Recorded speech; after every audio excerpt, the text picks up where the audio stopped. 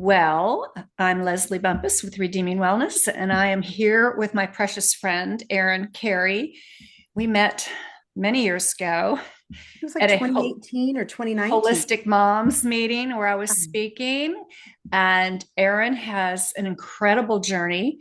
Um, and she's written a book called Live Beyond Your Label. And I wanted her to introduce herself to my tribe and tell us a little bit where you are in your practice now, and then what led you to writing the book. Yeah. And this is so fun because Leslie has been on my podcast, I don't know how many times. I think maybe Three or four. three. Yeah. And then the one about libido, I aired twice because it was so popular. People love it. So Yeah. I always love learning from you. So the Thank table you. turned. So yes, I work as a health coach, and I started out studying integrative nutrition. I went and got more training at the School of Applied Functional Medicine, which is where I got such an incredible deep dive on the interconnectedness and everything that's going on in our bodies, and how we aren't just, compartmentalized into different parts and systems. It's all one big system. And Yeah. I'd like to think of it as a spider web, and everything is connected to everything else. You pluck one end of the spider web and it reverberates throughout the whole Oh, body. yeah. That's good. I like that. Yeah, and that definitely applies to my own mental health journey. And that's the reason I do what I do, is that I struggled with my mental health from a very young age. I was diagnosed with PTSD, depression, bipolar disorder, all by the age of 18.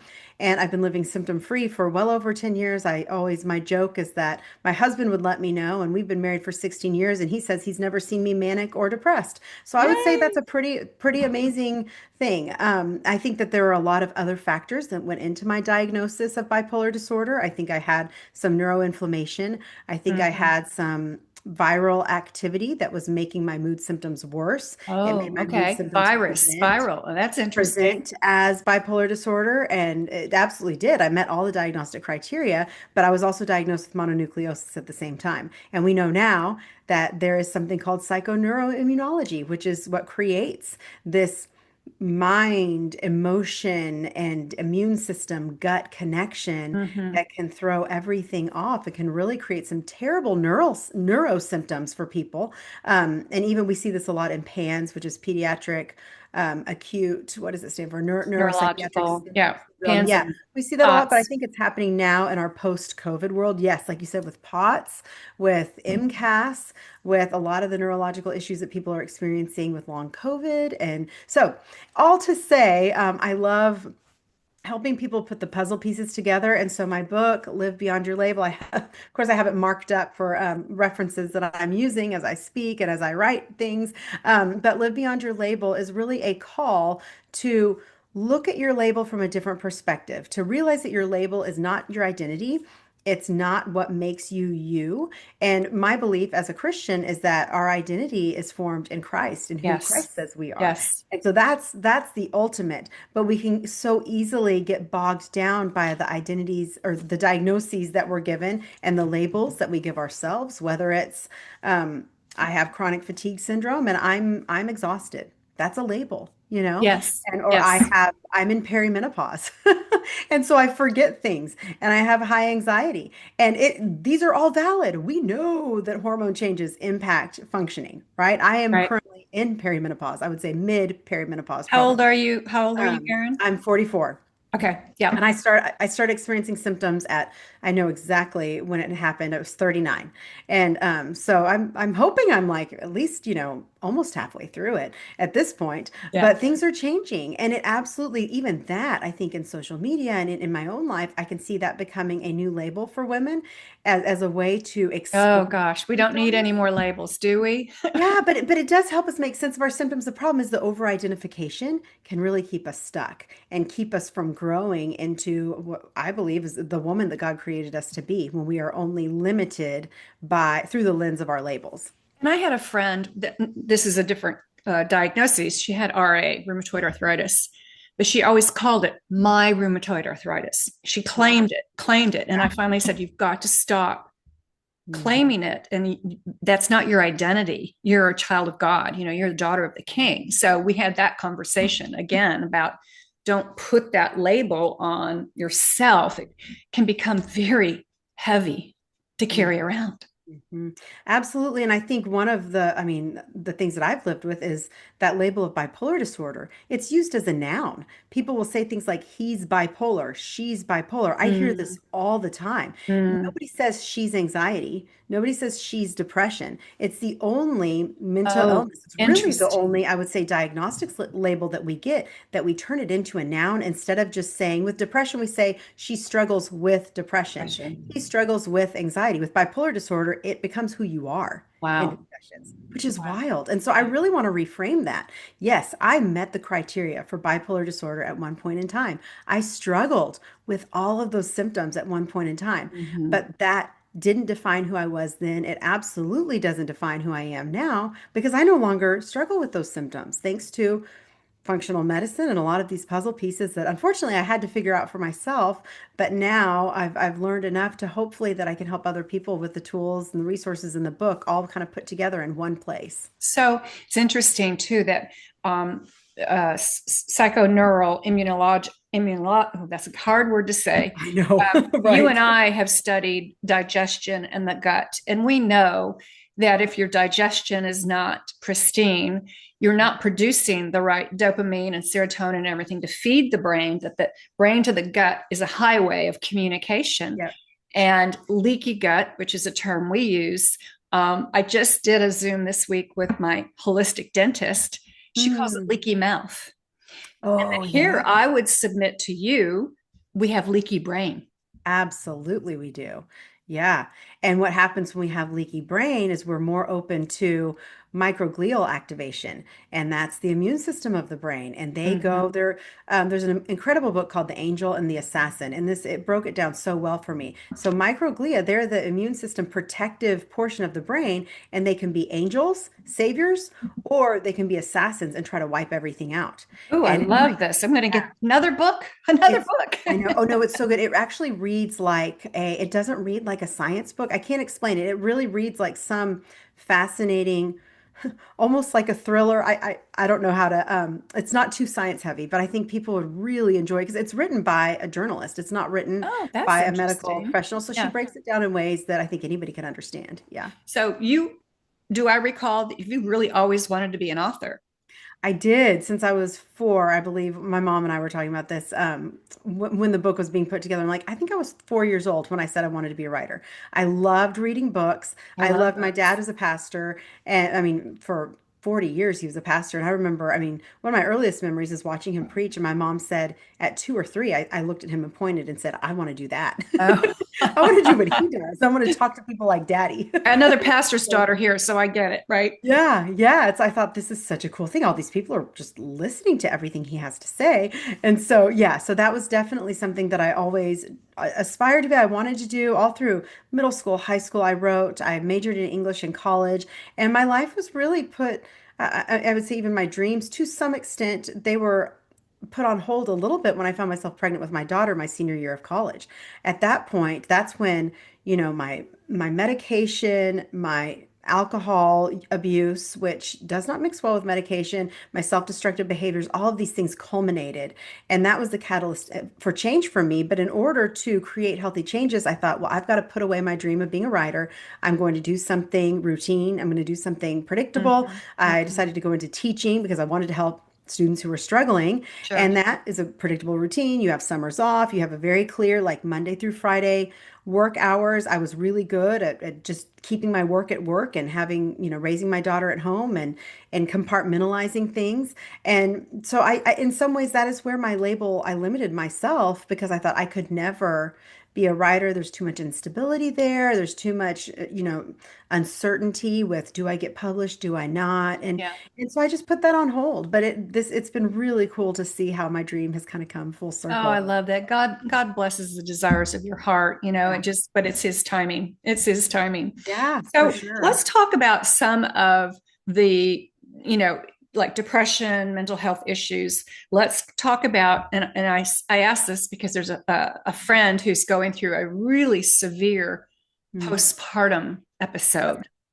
What do you see there? How can we help women that have just maybe their baby's 8 months old, 9 months old, they're weaning off of breastfeeding, and they're like, I don't think I like this. My place, my space, myself, my husband. What do you have for them? It's so tricky because we do know that there's a connection to reproductive hormones like estrogen and progesterone to things like serotonin and GABA. Hmm. Estrogen's connected to serotonin, GABA and progesterone's connected to GABA. And so where there are fluctuations, whether it's in the postpartum period, whether it's in the pregnancy period, whether it's for teens going through puberty and their bodies are changing that way, and then of course through perimenopause, there are going to be mood changes as a Hmm. result because all of our reproductive hormones are used by our brain to some extent, especially with estrogen. We know that for sure. And I think I learned that first from you with estrogen, is Brain how health, brain supportive. brain. If you don't have estrogen, Yeah. you won't have brain cells. Yeah, and so I think about that postpartum period, and I think that one thing that we really need to reconsider is that what is called the chemical imbalance theory or the monoamine theory of depression. And that is the fact that depression is always caused by low serotonin. That's just not the case. We don't see that in the research anymore. We Hmm. see more often that depression is inflammatory, that there's some sort of inflammatory root somewhere down the line. And yeah, that absolutely plays a role in our neurotransmitters, but it could be something with the gut microbiome. There could be microbial dysbiosis. There could be barrier gut barrier lining that's just not working optimally or has just been worn down over time. I think one thing that factors into postpartum depression a lot of times is the thyroid. We have to do a full, I mean, I know you believe in this full thyroid panel because and I always try to remember how to exactly break this down and I'm going to butcher it, but it has to do with the something some sort of thyroid hormone conversion that happens with the placenta that can throw off our thyroid, and that can cause women to be in a hypothyroid state after Yeah. pregnancy. Yeah. You know that non-medical saying sluggish thyroid, sluggish anything. So if your thyroid's a little bit sluggish, even subclinically, that can cause depression because it Yeah. can cause that low mood, the Yeah. fatigue, and just Yeah. like that disinterest in everything, especially the people that you're supposed to be loving the most. Be It loving causes and kind too. Yeah. Yeah. I don't really care, you know? And I've been there. I did not have it from a postpartum perspective, but I absolutely had that growing up. I know what it feels like to have that apathy, and you're like, I know I'm supposed to be excited about this, and I don't feel excited, and I don't know why. It is the most terrible stuck feeling there is. It's Mm. awful, and Yeah. it's so hard to get out of. But there are so many factors that need to be looked at beyond just it's a serotonin issue. And what I'm seeing and now with my, I'm aging out of my, I started with the high school girls, and then they wanted to Yeah. get married and get pregnant and fertility issues. And then I was a cancer coach and a dementia coach. But right now, my world, my tribe is women 45 plus, especially that are struggling with the perimenopause, Mm. um, hormone fluctuations. Leslie, I'm exercising the same, I'm eating the same, but where'd this belly fat come from? And, those Mm. kinds of things. Yep. Menopause brings with it all kinds of mental issues, brain fog, clarity. But I'm going to throw in a wild card for you: mold toxicity and depression.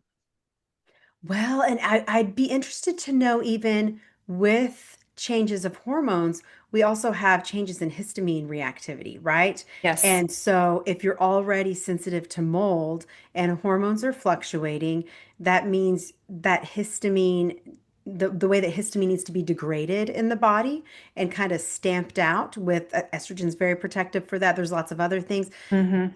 absolutely can factor in. That's why women experience all these allergy symptoms all of a sudden in menopause, Yep. perimenopause, food Yep. sensitivities, and gut, like the Yep. terrible crampy gut, like why do I look pregnant, at the end of the day, that kind of a thing. Yeah. Yeah. Yeah, that's so I'm going to interesting about respect your mold. time today. So tell me about what you would call the four, is it four strategies? Four? Yeah, I would Yeah. say it's a four-part approach to Okay. living beyond your label. Yeah, and so it comes from the acronym LIVE, and the L stands for learn to address stress, and that is where I break down that stress is not just emotional. We always think about stress as just being emotional, but stress is physiological. It's those imbalances that we were just talking about. It could be Mm-hmm. something going on in the gut that's creating distress in the entire body. Well, that also creates more emotional stress, and so it becomes kind of this cycle back and Cycle. forth. Mm-hmm.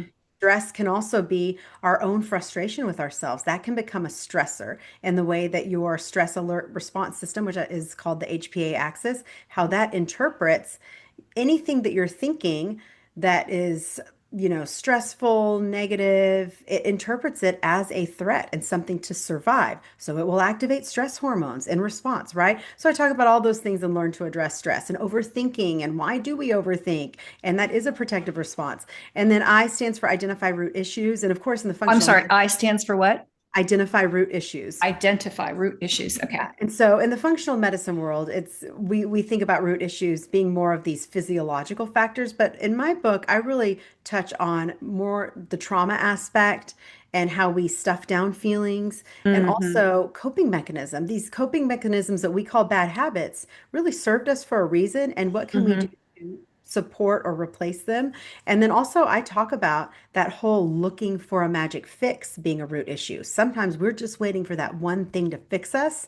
And just that becomes a stressor. And like, Hmm. give me the root cause. Is it MTHFR? What is it? Like, give me the root cause that's causing this. And that becomes an internal stressor too. So those are the root issues I talk about. V stands for add variety to your diet. And of course, I love talking about nutrition and what that would look like. But I also like talking about your relationship with food and how you eat. I say a body in stress Yeah. won't digest. So Yeah. again, it all goes back to stress. And then E stands for exercise your body and brain. We know that exercising the body is helpful, but exercising your brain with healthy emotional regulation tools, with healthy sleep patterns, or a sleep hygiene routine, or protective habits that we can do during the day to prepare for sleep at night. Yeah. Those are all ways that we can Sleep is exercise so our body and important. brain. Yeah, it So is. important. That's great. That's awesome. So, again, I know you've got a couple minutes. We have to jump off. Where can people find you? Where can they find your book? Yes, my book is found wherever books are sold. And I know we've had a sale going on. Amazon just recently put it on sale. Christian Book just had it on sale, but I think it's back ordered because people Hey, are buying it, which is that's a really good problem to exciting. have. So look at Barnes& and Noble, look at Tyndale, my publisher website itself, and you can find me on Instagram at Sparking Wholeness, Facebook. You can look for Erin Kerry or Sparking Wholeness. Integrative Nutrition is my official page, but I have a podcast, Sparking Wholeness, as well, and so that's where you can find me. Oh, that's awesome, Erin. I want to thank you for your time today. I love the book. I'm listening to it on audio. Yeah, I have a book addiction, so I've got books I everywhere. It's know. like Me I'm reading too. 4 or 5 at a time. But I think this is key. This is important. I thank you so much for this gift that you're giving the Christian community. I mean, any community actually, but I love that it's layered and covered in God's word.